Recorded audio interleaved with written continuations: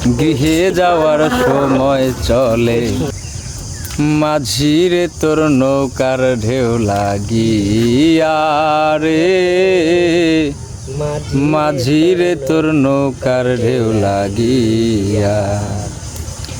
ও ধীরে নৌকা বাইয়া যদি নদী হইতে পার, তবে কি ভাসিত জলে কলসি আমার।